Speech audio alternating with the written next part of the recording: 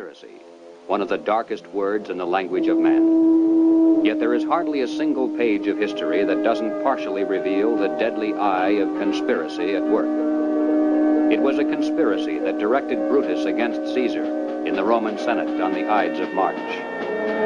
It was a conspiracy that plotted the betrayal of West Point by Benedict Arnold during the American Revolution. It was a conspiracy that led John Wilkes Booth to the assassination of President Lincoln on Good Friday, 1865. The past record of man is burdened with accounts of assassinations, secret combines, palace plots, and betrayals in war. The tenet of conspiracy has been a dominant force in all history. But in spite of this clear record, an amazing number of people have begun to scoff at the possibility of conspiracy at work today. They dismiss such an idea merely as a conspiratorial view of history. The purpose of this presentation is to show that the conspiratorial view of history, particularly of recent history, is the correct view. That there is a secret and powerful combine at work today, that it constitutes the unseen government of the United States, and that it properly can be identified as the capitalist conspiracy.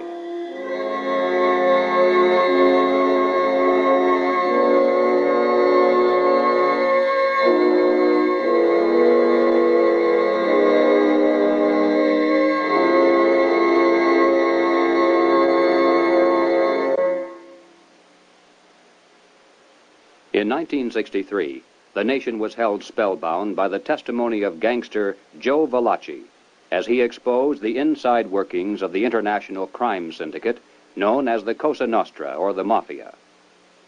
No matter how carefully criminal conspiracies are organized, eventually they're exposed because someone on the inside goes to the authorities and talks. The same is true with political conspiracies.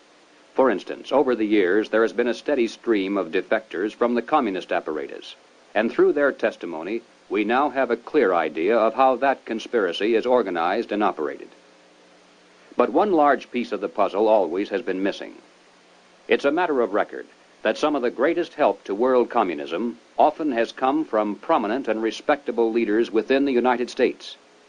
Obviously, these men are not communists. As a matter of fact, most of them are extremely wealthy and are thought of as capitalists, who supposedly would have the most to lose under socialism and communism. And yet the record is disturbingly consistent, and Americans repeatedly have asked why. Why have some of the richest people in the United States, both in and outside of government, aligned themselves with leftist policies that would appear to be the path to their own destruction? And if there is a conspiracy at work among these men, why hasn't someone on the inside exposed it? The answer is, someone has. Dr. Carroll Quigley is a professor of history at Georgetown University. He is the author of the widely used textbook, Evolution of Civilization. He is a member of the editorial board of the monthly periodical, Current History. He has been a frequent lecturer and consultant for such groups as the Industrial College of the Armed Forces, the Brookings Institution, the U.S. Naval Weapons Laboratory, the Naval College, the Smithsonian Institute, and the State Department. Dr. Quigley also has been closely associated with many of the family dynasties of the super-rich.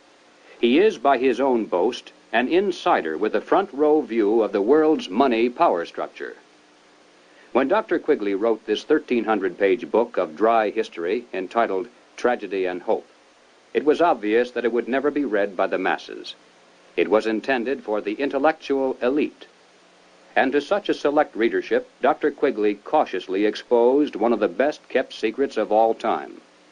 But he also made it quite clear that he was an extremely friendly apologist for this group, and that he fully supports their goals and purposes.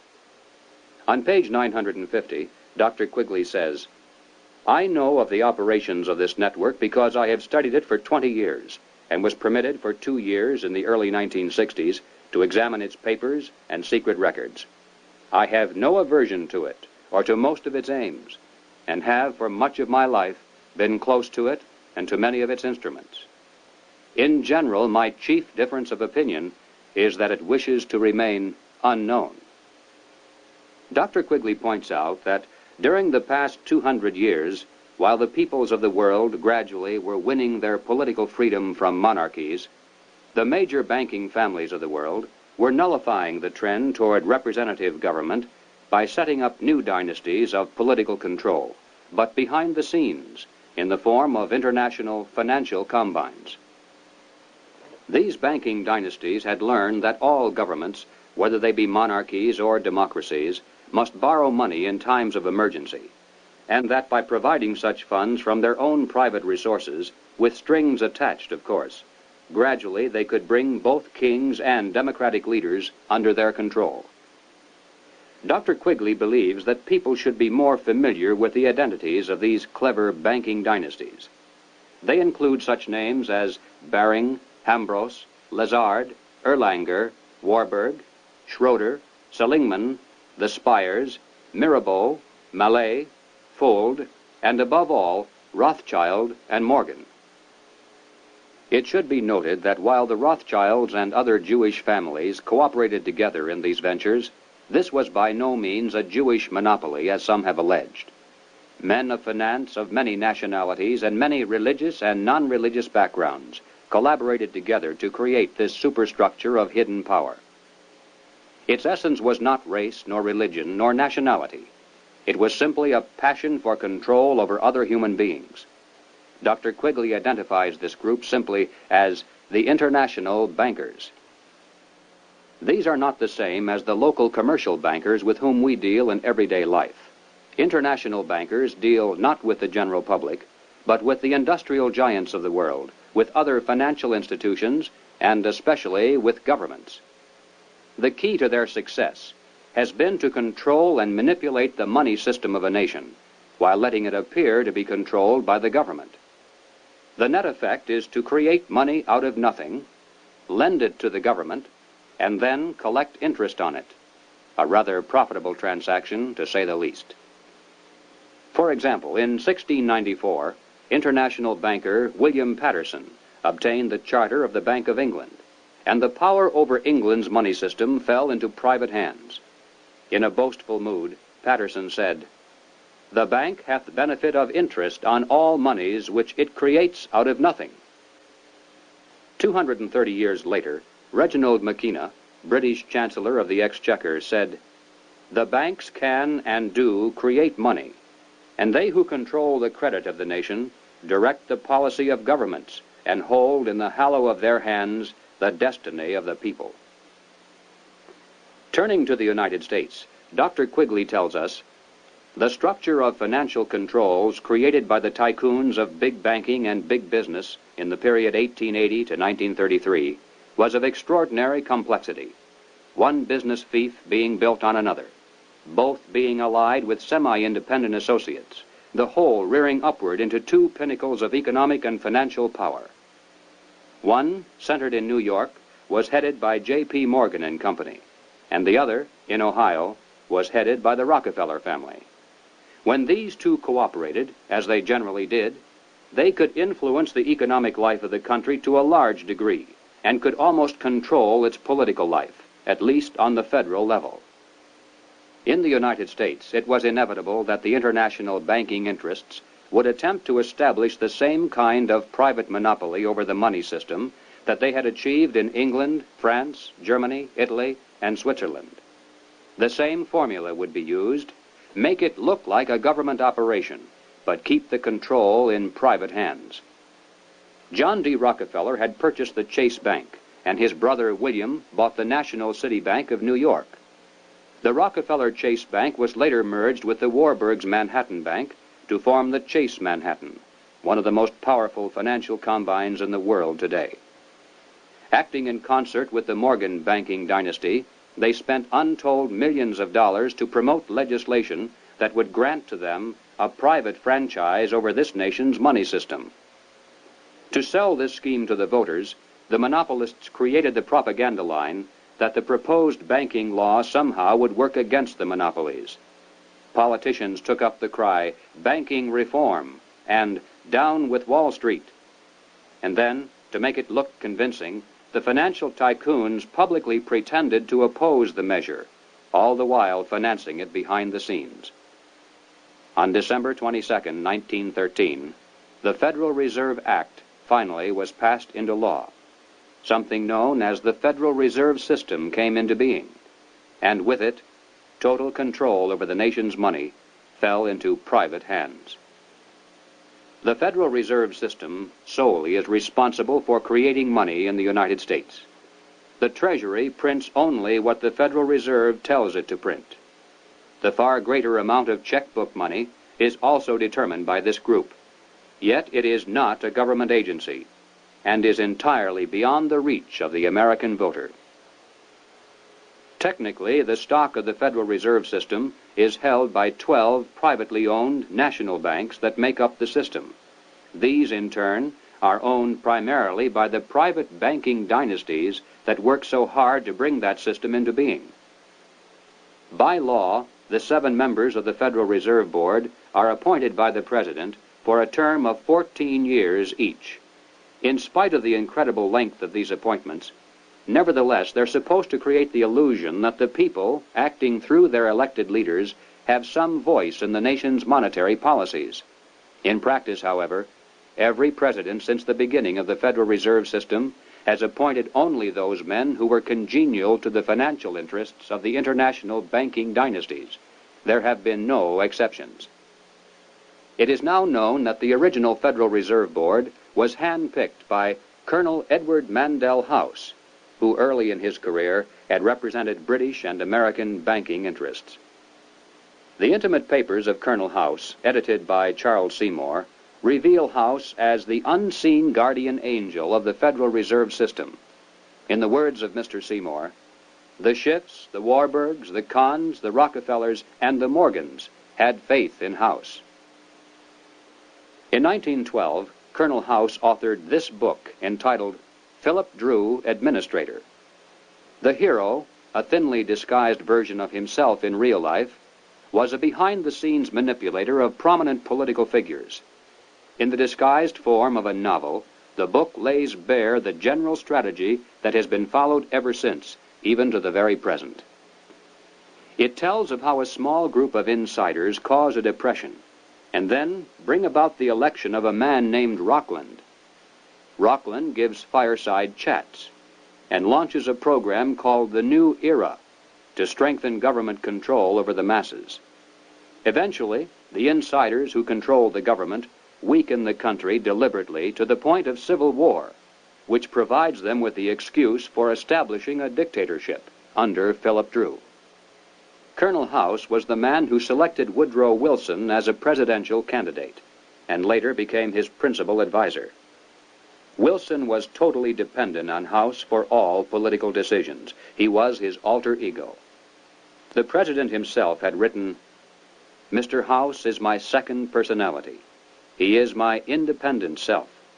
His thoughts and mine are one. If I were in his place, I would do just as he suggested." When the federal government goes into debt, it borrows that money from the Federal Reserve System. The national debt presently is at the 400 billion mark. Just to pay the interest on this debt, taxpayers are forced to contribute over $20 billion every year. And remember, that is interest on money created out of nothing. At National Convention time, $20 billion can determine far more politics than all the shouting and placard waving and brass bands combined. And one can only imagine the economic and political pressures that are brought to bear on a candidate seeking public office. Pressures and commitments to make sure that if elected, the new president will make the correct appointments, not only to the Federal Reserve Board, but also to ambassadorial posts, government agencies, the cabinet, and even the Supreme Court. This is why, through the years, administrations change, party labels change, but major policies do not. In 1870, a wealthy British socialist by the name of John Ruskin was appointed as Professor of Fine Arts at Oxford University in London. He taught his students that the state must take control of the means of production and organize them for the good of the community as a whole. But he advocated placing control of the state into the hands of a single dictator. He said, "My continual aim has been to show the eternal superiority of some men to others, sometimes even of one man to all others." Dr. Quigley tells us, Ruskin spoke to the Oxford undergraduates as members of the privileged ruling class. He told them that they were the possessors of a magnificent tradition of education, beauty, rule of law, freedom, decency, and self-discipline, but that this tradition could not be saved unless it could be extended to the lower classes in England itself and to the non-English masses throughout the world. Ruskin's message had a sensational impact. His inaugural lecture was copied out in longhand by one undergraduate, Cecil Rhodes, who kept it with him for 30 years. Cecil Rhodes made one of the world's greatest fortunes. With help from international bankers, he was able to establish a virtual monopoly over all the diamonds that came from South Africa, and most of the gold as well. Throughout his entire life, Cecil Rhodes spent most of his vast income to promote the ruling class ideas of John Ruskin. Many people are familiar with the world-famous Rhodes Scholarships, which were established to promote the less controversial aspects of John Ruskin's dream. But very few are familiar with the fact that in 1891, Cecil Rhodes established a secret society to promote the rest of that dream. Dr. Quigley explains, in this secret society, Rhodes was to be leader. Stead, Brett, Lord Esher, and Milner were to form an executive committee. Arthur Lord Balfour, Sir Harry Johnston, Lord Rothschild, Albert Lord Grey, and others were listed as potential members of a circle of initiates, while there was to be an outer circle known as the Association of Helpers, later organized by Milner as the Round Table Organization. Here, then, was the classic pattern of political conspiracies throughout all history. At the center, usually depicted as the all-seeing eye, there is a tiny group in complete control, with one man as the undisputed leader. Next comes a circle of secondary leadership that for the most part is completely unaware of an inner core. They are led to believe that they are the innermost ring. In time, as these conspiracies are built from the center out, they form additional rings of organization. Those in the outer echelons usually are poor idealistic souls with an honest desire to improve the world. They never suspect an inner control for sinister purposes, and only those few who demonstrate a ruthless capacity for higher leadership are ever allowed to see it. After the death of Cecil Rhodes, the inner core of his secret society fell to the hands of Lord Alfred Milner, Governor-General and High Commissioner of South Africa. As director of a number of public banks and corporate precursor of England's Midland Bank, he became one of the greatest political and financial powers in the world. Milner recruited into his secret society a group of young men, chiefly from Oxford and Toynbee Hall.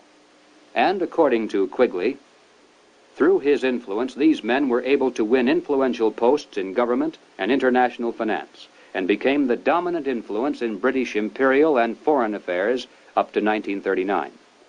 Under Milner in South Africa, they were known as Milner's Kindergarten until 1910. In 1909 to 1913, they organized semi-secret groups known as Round Table groups in the chief British dependencies and in the United States. The Round Table group in the United States promptly created an external organization known as the CFR, the Council on Foreign Relations.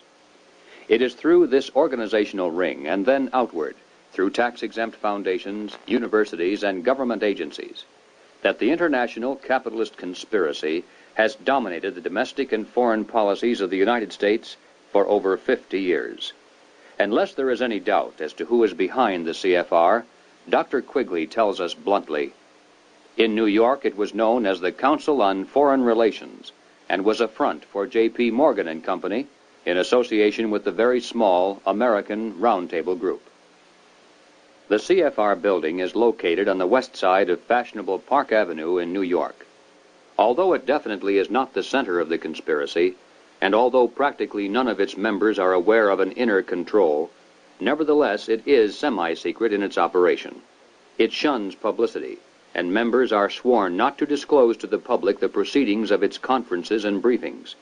It has a formal membership of 1,400 elite personalities. In Harper's Magazine of July 1958, there is an article entitled School for Statesmen, written by CFR member Joseph Kraft.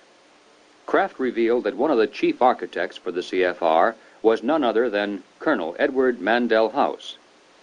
At the time of writing this article, Mr. Kraft boasted that the CFR membership even then included the President, the Secretary of State, the Chairman of the Atomic Energy Commission, the Director of the Central Intelligence Agency, the Board Chairman of 3 of the country's 5 largest industrial corporations, 2 of the 4 richest insurance companies, and 2 of the 3 biggest banks, plus the senior partners of 2 of the 3 leading Wall Street law firms, the publishers of the 2 biggest news magazines and of the country's most influential newspaper, and the presidents of the big 3 in both universities and foundations, as well as a score of other college presidents, a scattering of top scientists and journalists.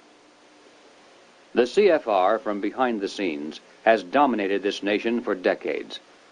CFR members include top executives and journalists for the New York Times, the Washington Post, the Chicago Daily News, Harper's, Look, Time, Life, Newsweek, U.S. News and World Report, CBS, NBC, MGM. They include directors of the Ford Foundation, the Rockefeller Foundation, the Carnegie Endowment Fund. They include Presidents Hoover, Eisenhower, Johnson, and Nixon, Secretaries of State Stettinius, Atchison, Dulles, Herter, and Rusk, a fantastic percentage of the President's Cabinet, undersecretaries, the Federal Reserve Board, ambassadors to other countries, Supreme Court justices, and presidential advisors. The average American has never heard of the CFR, yet it is the unseen government of the United States. It's a sobering fact that the hidden power structure of international finance has exerted tremendous influence over public opinion in this country through its virtual control of higher education and major segments of mass communications. The human mind is like a computer. No matter how efficient it may be, its reliability is only as great as the information fed into it. If it is possible to control the input of the human mind, then no matter how intelligent a person may be, it's entirely possible to program what he will think. And yes, it's even possible to program people to laugh at the mere mention of the word conspiracy. Such programming, of course, can work in both directions. While one group has been conditioned not to see any conspiracy at work, another group has been led to believe that communists have been behind practically everything, a position easily made to look ridiculous. These well-intentioned anti-communists have been correct in their charge of conspiracy, but incorrect in knowing who to blame. As far back as 1907, Trotsky was financed by British bankers. By 1917, the major financing for the communist revolution in Russia was coming through Lord Alfred Milner, the leader of that inner core within the roundtable groups and the CFR. In America, Jacob Schiff of Kuhn, Loeb and Company gave $20 million to Trotsky. From Germany, millions more came from Max Warburg. The communist movement, not only in the United States, but around the world, always has been financed by the international banking establishment. Dr. Quigley explains why the establishment has never greatly worried about the communist movement in America. He says, "It must be recognized that the power that these energetic left-wingers exercised was never their own power or communist power, but was ultimately the power of the international financial coterie." In the 1950s, when the public became aroused over evidence of communist subversion in the federal government, it was a simple expedient to have a promising young congressman from California dramatically expose one communist agent. The establishment press gave it extensive coverage, the public was placated, and the obscure congressman became a national hero almost overnight. But when Congressman Reese of Tennessee began to investigate the link-up between Alger Hiss, the Carnegie Endowment, the Morgan Bank, and the interlocking tax-exempt foundations, the establishment press and the administration moved mightily against him. The pressures were so great that he was forced to abandon his investigation, and no one has dared to try it since. After a man has far more money than he possibly can spend for pleasures, what is left to excite him? For those with a ruling class mentality, the answer is power, raw power over other human beings. Money can buy such power only to a point. Beyond that, politics is the sport, and world politics is the ultimate game. For the purposes of this presentation, we have referred to those in the international power structure as capitalists. But these men are not really capitalists in the classical sense. They are merely rich socialists. They have gained their vast wealth not through honest competition and free enterprise, but by political influence and favoritism, the granting of government protection to eliminate competition, and by gigantic fraud of the money system, backed by government force. These men are striving to create a world superstate, with the expectation that from behind the scenes they will be the ones who will rule. Not free enterprise capitalism, but big government is the conspiracy's life force. World government is its ultimate goal. But what is the best way to sell big government and then world government to a people like ours, historically devoted to an independent republic of limited powers? The answer is simple. In revolutionary literature, the tactic is known as pressure from above and below. It's the strategy that Colonel House laid down in his book, Philip Drew, Administrator. Deliberately create problems, and then offer only those solutions that result in the expansion of government. Create conditions so frightful at home and abroad that the abandonment of personal liberties and national sovereignty will appear as a reasonable price for a return to domestic tranquility and world peace. If those who seek world dominion can stimulate leftist mobs into violent confrontation with local law enforcement, and also provide exhaustive news coverage so that the entire nation can see and tremble, then the peaceful and freedom-loving majority can be programmed to accept a vast expansion of government powers and even a national police force, offered supposedly to end the violence. If those who seek world dominion can raise the specter of an enemy armed to the teeth with superior atomic weapons on the verge of launching a nuclear holocaust, and also offer world government as the prevention, then millions of Americans can be programmed to accept the loss of national sovereignty as our last best hope for peace. This is the meaning of pressure from above and below. To put over police state measures at home, they need chaos, crime, and anarchy in the streets. To sell the idea of world government, they need the constant threat of nuclear war. Or, as they say in revolutionary circles, the real action is in the reaction. In 1968, Random House Incorporated published this book by James Coonan, The Strawberry Statement, Notes of a College Revolutionary. Coonan carries the usual New Left credentials, and is a classic example of the extent to which a highly intelligent mind can be programmed by the establishment into thinking that it is acting against the establishment. Coonan was one of the leading participants in the first student seizure of an American university, which occurred at Columbia in April of 1968. Initially, the movement was not large, and easily could have been stopped by a simple police action. But as usual, the anti-establishment forces received their greatest help from the establishment itself. For several days, police were told not to interfere. Meanwhile, university officials groveled in the face of outrageous propaganda charges, and the media made national heroes of the rebelling students. MGM even made a movie out of Coonan's book. On page 130, Coonan wrote, "In the evening, I went up to the U to check out a strategy meeting. A kid was giving a report on the SDS convention. He said that at the convention, men from Business International roundtables, the meeting sponsored by Business International for their client groups and heads of government, tried to buy up a few radicals. They offered to finance our demonstrations in Chicago. We were also offered ESSO, or Rockefeller money. They want us to make a lot of radical commotion so they can look more in the center as they move to the left." Jerry Kirk, while a student at the University of Chicago, was active in the SDS, the Du Bois Club, the Black Panthers, and the Communist Party.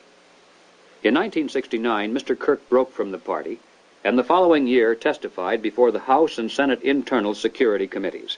Here is what Mr. Kirk has told us. Young people have no conception of the conspiracy strategy of pressure from above and pressure from below. They have no idea that they're playing into the hands of the establishment they claim to hate. The radicals think they're fighting the forces of the super-rich, like Rockefeller and Ford, and don't realize that it is precisely such forces which are behind their own revolution, financing it, and using it for their own purposes. When Stokely Carmichael was head of the militant revolutionary group known as SNCC, he was invited to speak at the University of Chicago. Jerry Kirk, then still a Black Panther, was among those who attended, and here is how he described Carmichael's appearance.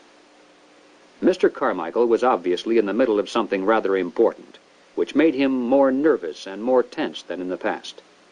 He started speaking of things which he said he could not have said before, because his research was not finished.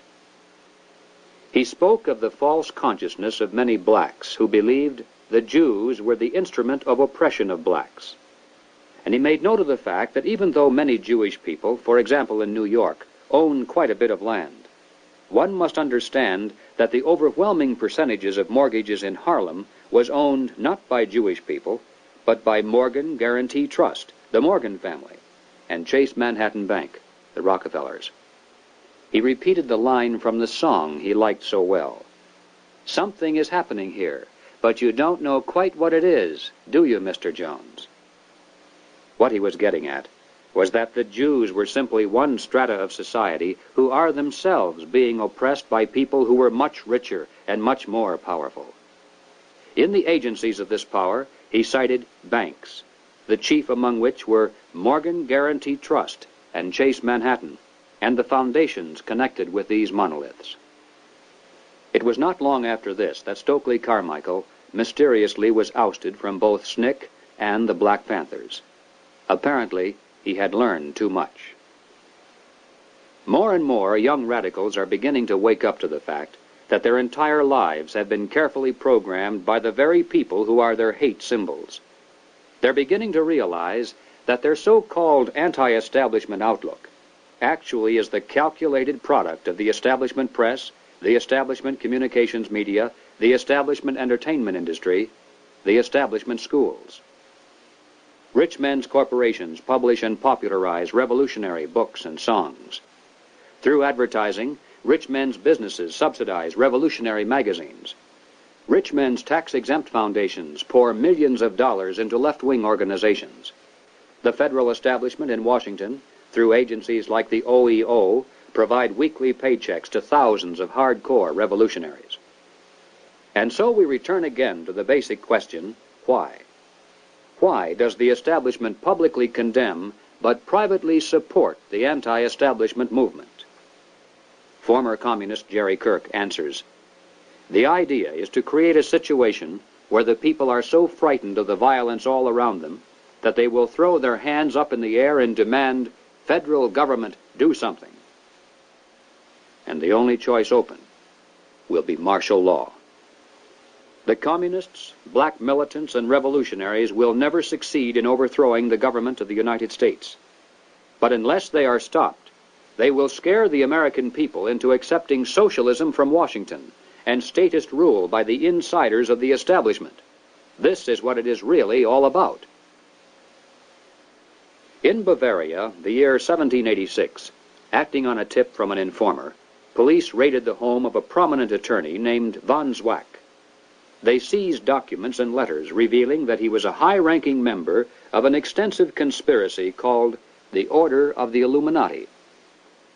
Over the centuries, forms of the word Illuminati, meaning the enlightened ones, have been used by many secret sects and occult organizations.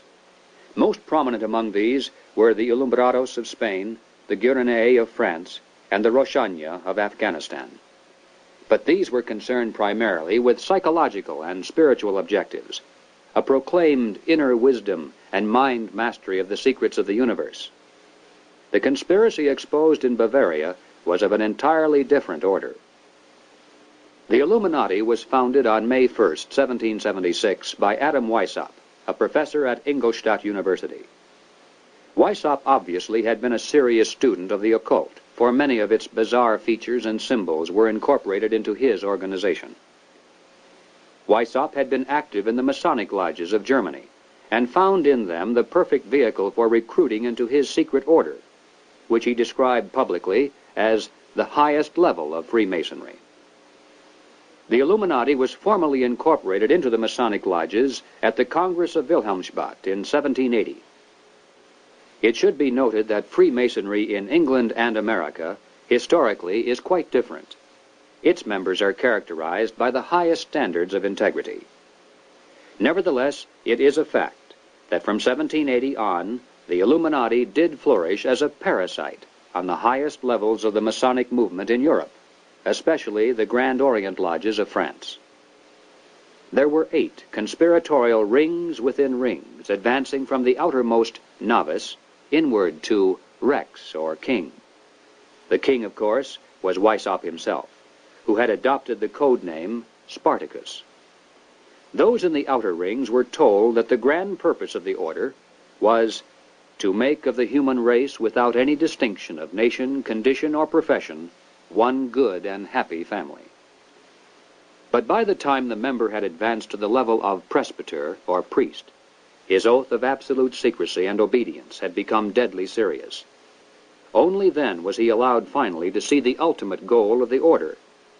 It was the destruction of all religion, replaced by the worship of reason, or humanism, and the destruction of all independent governments, replaced by a new world order, a world government ruled from behind the scenes by the illuminated ones. Needless to say, most members were never allowed to see these goals. In the words of Adam Weishaupt himself, "These good folks swell our numbers and fill our money box. Set yourselves to work. These gentlemen must be made to nibble at the bait. But this sort of people must always be made to believe that the grade they have reached is the last."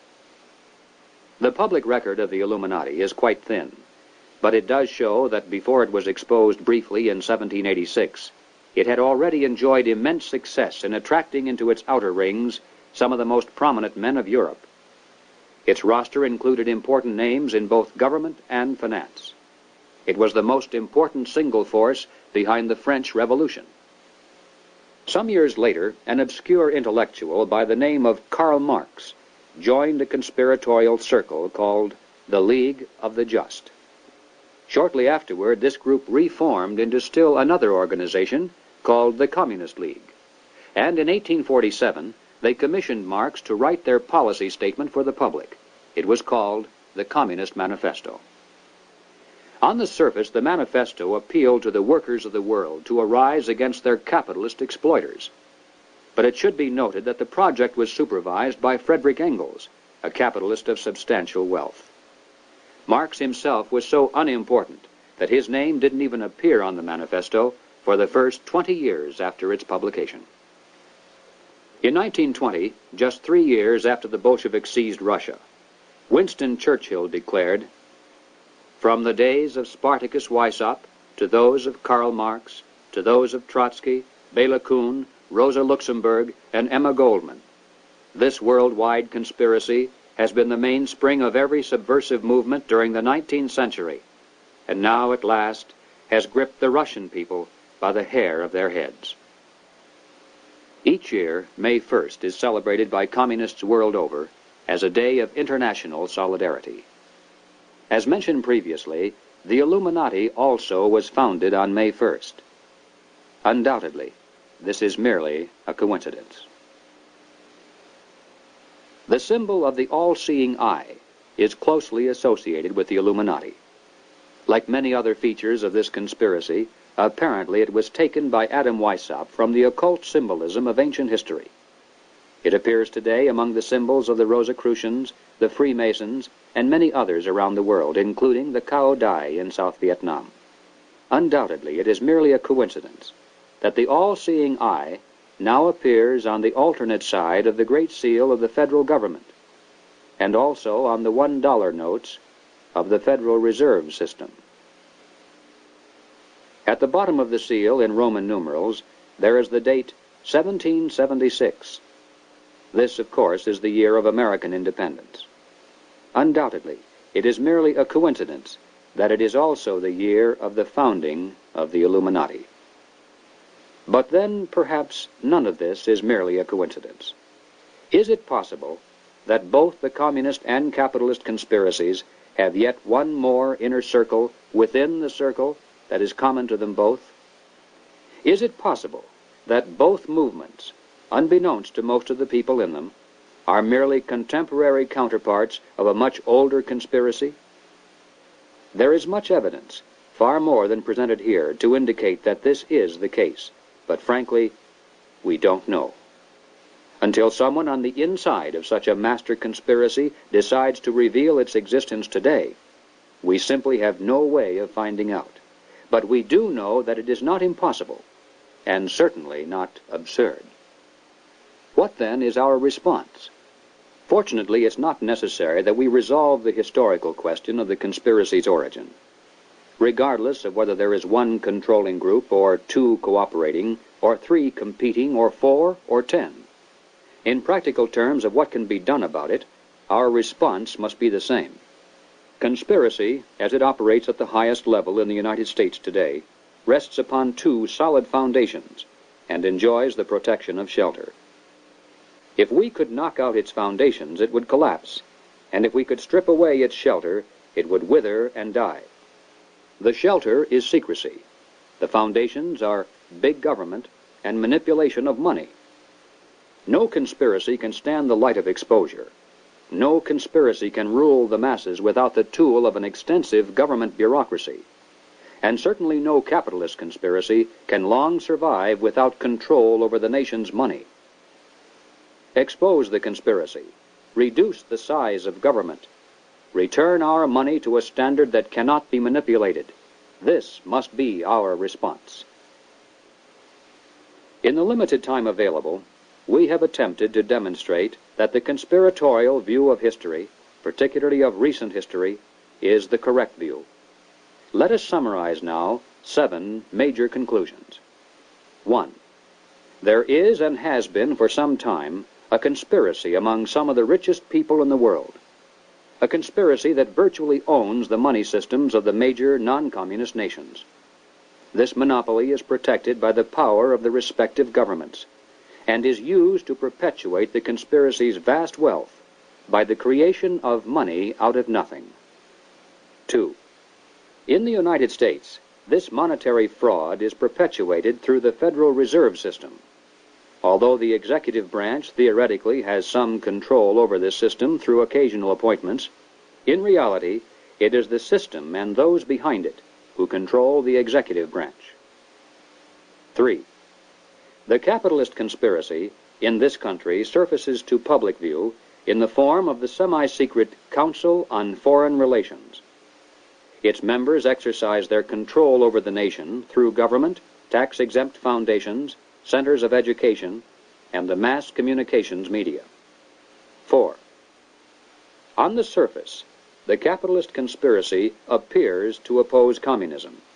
It spends billions of dollars in spectacular military displays of anti-communism all around the world, but never to the extent of seriously harming the enemy, and certainly not to the extent of defeating him. Meanwhile, behind the scenes, the conspiracy always has nourished and aided communism both at home and abroad. It does this not because it is pro-communist, but because it needs the appearance of a formidable foe and the chaos byproduct of a managed conflict to advance its own goal of totalitarian world government. 5. There is much evidence indicating that the capitalist and communist conspiracies both are directed by a single master conspiracy which may have continuity with the Order of the Illuminati, which was founded 200 years ago. But this historical question is not nearly as important as the immediate question of what can be done about it today. 6.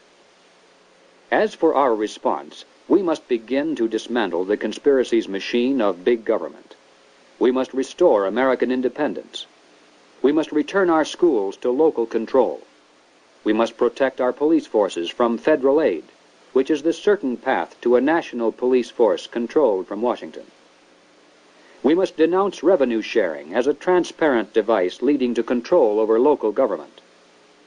We must raise up men for political office who not only talk about reducing government, but who will do it once they're elected. And that means men who are totally independent of establishment politics. 7. We must reduce the Federal Reserve System to a service function of clearing checks between banks only. Merely turning the system as it stands over to the federal government, as some have suggested, will not solve the problem. The same people would control it either way. The root of the evil is that money is created out of nothing, and the insiders could do that today just as easily directly through government as they do through the Federal Reserve System. The ultimate solution is to prevent anyone, in or out of government, from manipulating the money supply. And the only way to do that is to return our money to the gold and silver standards. 8. We must expose the conspiracy to public view. If somehow every American could be made aware of the facts contained in this presentation, if it were possible to circumvent the establishment's channels of mass communication and carry this message person to person to our friends and neighbors and fellow club members, the conspiracy would collapse like a house of cards. Yes, the hour is late, but it is not too late if we are realistic in our efforts. As Americans, we can still speak out without fear of imprisonment. We can still join together into patriotic groups to multiply our effectiveness. We can still challenge the establishment's candidates. We still retain that remnant of power to regain control of our own government. With divine guidance and with your help, it can be done.